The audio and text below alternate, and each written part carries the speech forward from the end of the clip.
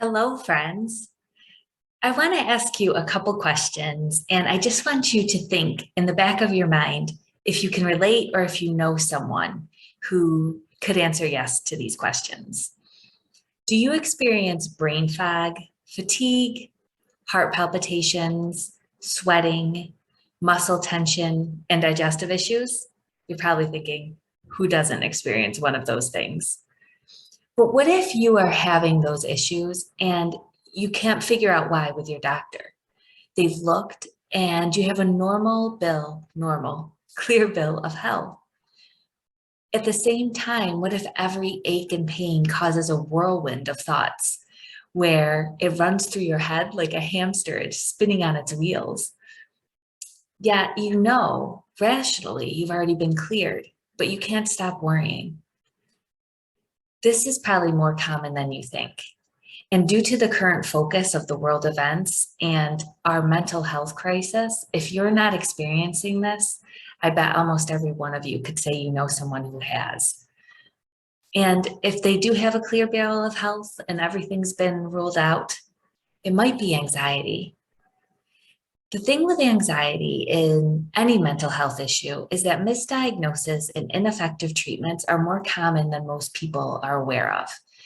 And it's important to educate yourself to obtain the accurate diagnosis so that you have in the back of your mind that perhaps this is more than something just physical. It could be a brain health issue as well. And when I'm talking about anything related to mental health, I also feel it's vital to be aware that mental health and brain health are interwoven. They're basically the same thing. If you don't have a healthy brain, it's very hard to have healthy emotions, healthy mental processes, healthy cognitive processes. So keep that in mind. And what I want to discuss with you in this particular video and in the accompanying post that will be in the video description is specifically on the topic of the difference between what Dr. Vordo claims false anxiety and what is actual anxiety and what is health anxiety. If you know the difference and if you know what each of them are, it might be easier to get the proper treatment and the support that you need. So first of all, let's start out what health anxiety isn't. Health anxiety is not false anxiety. And again, Dr. Vora coined this term. And when I first heard it, I was kind of cringy because I really am making it a point to decrease the stigma about mental health and how it is related to brain health. And that specifically, we want to make it clear that it's about the optimal functioning of the brain. And when that isn't happening, people can struggle with emotional mood disorders, as well as what we deem as symptom clusters of mental health diagnoses. So I want to make it clear as well that there's nothing false about real anxiety. We know there's genetic links. We know that an anxious brain functions differently and has different neurological pathways than a brain that is quote unquote normal, someone who doesn't suffer from a mental health diagnosis, or from somebody that may be experiencing chronic stress or overwhelm. So I just wanted to make that very clear that just because it's termed false anxiety doesn't make it any less real regarding the neurobiological mechanisms that are going on in someone's brain if they have true anxiety. So false anxiety is based on anxious symptoms. They can look exactly like anxiety, but they occur when the body isn't properly aligned. So Dr. Vora reports on various triggers for this. She talks about chronic stress, technology addiction, who can relate to that, caffeine, who can relate to that, digestive distress, and blood sugar issues. And one of the things she really focuses in on is blood sugar imbalances. Have you heard of the term hangry? Right? So we all know of someone, or maybe we ourselves have experienced those physical and emotional symptoms when we've gone too long without eating and our blood sugar is low. Well, having low blood sugar is a literal stress on the brain and body. Literally, your body sends stress hormones through your system to try to get that blood glucose to rise. And when your body's flooded with stress hormones, what ends up happening is your sex hormones and other hormonal pathways get messed up. So does your cellular metabolism, and so does your mood. So letting your your blood sugar go low in the short term might seem like it's serving some sort of purpose, or you're too busy, or maybe there's a dysfunctional relationship with food or nurturing yourself that you have. But in the long term, it can be very detrimental to your emotional and physical health. So we do want to nourish our bodies and keep our blood sugar at optimal levels. Dr. Vora feels that it's really related to people eating a lot of processed foods, or they're not balancing enough proteins with their meals. And if they ate nourishing foods that had the correct nutrient density, these nutrients that help blood sugar get into the cells and balance our biochemistry, there'd be less blood swings. And I agree. I have seen people with low blood sugar and how their mood is impacted by this. In fact, at the first visit with everyone who struggles with mood issues, that's what I ask them to do, to balance out their plate with a protein, a carb, and a fat per meal so that they can get this balanced blood sugar level.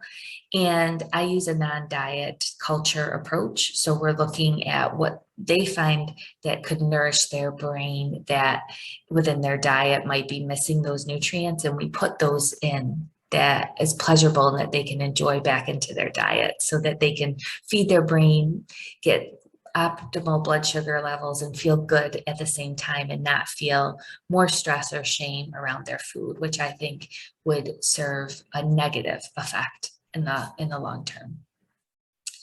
So that is a big component that we talked about, is blood sugar and how this can create kind of this anxious state by the stress chemicals that it sends out through your body, and some of the other things that can send stress signals out through your body. We talked about stress. She talks about caffeine, digestive issues, right? We know that there's a connection between our gut and our brain, and there's a nerve that runs from our gut all the way up to our brain called the vagus nerve. And the little critters in our belly called our microbiota, they actually communicate, and their little metabolites jump onto those vagal nerve endings, and they send a signal to the brain, and the brain sends a signal down the vagal nerve. It's kind of like a game of the telephone pole. So when one's off, so is the other. So it makes total sense with the digestive tract. And so these are important factors, right? That can really make us look like maybe we have symptoms of anxiety, and they need to be addressed.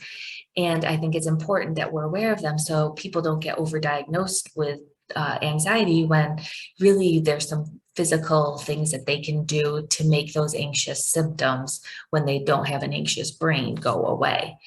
I also want to say that for people with true anxiety, where it isn't just about a chronic stressor from the environment or the outside world, there's other factors that really need to be dug into deeper for brain health. Not to mention also getting support from a mental health expert with therapy, cognitive behavioral therapy, or even medication to balance out brain neurobiochemistry if needed. So just so you're aware, some of the other things that I would be looking at for someone that comes in with an emotional issue or mood imbalance or is diagnosed with anxiety, I would check for inflammation and oxidative stress.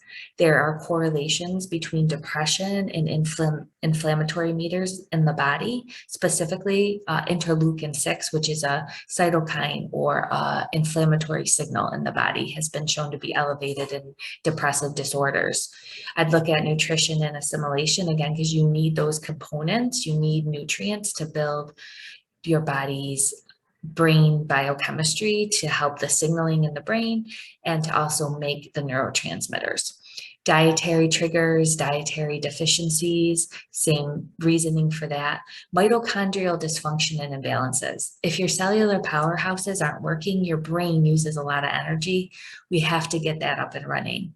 Hormonal imbalances. So We want to look at the association between estrogen and serotonin, GABA and progesterone, and are things such as stress and high levels of cortisol, the stress hormone, down-regulating those sex hormones and causing some imbalances in the brain related to neurotransmitter signaling. The gut, right? We talked about the microbiome and the vagus nerve. Toxicants in the environment, whether it be mold or heavy metals, these definitely impact the brain and can create inflammation and oxidative stress, right? So that means that the body inflammation and cellular pathways are getting not the nutrients they need. They're stressed out. And we need to address that. We talked about blood sugar levels. If there's an infection in the body, that can cause some mood symptoms. Who does not feel icky when they're sick? If you have a chronic infection depleting your energy reserves, that can affect mood. We also think of things such as childhood adversity, history of brain trauma or brain impact. Got a little tongue twisting going on today. But if you think about people that don't think they have brain trauma yet, a lot of people don't really consider something such as falling out of a tree when they were little, or falling down on ice and smacking their head and getting back up. They think if they didn't go to the hospital, it doesn't count.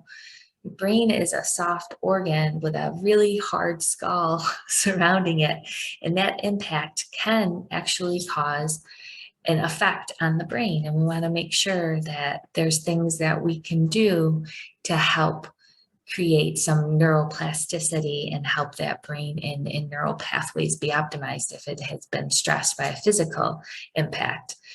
I will consider signal nucleotide polymorphosis. These are genetic variations in how certain neurotransmitters are made or how they are affected in the body.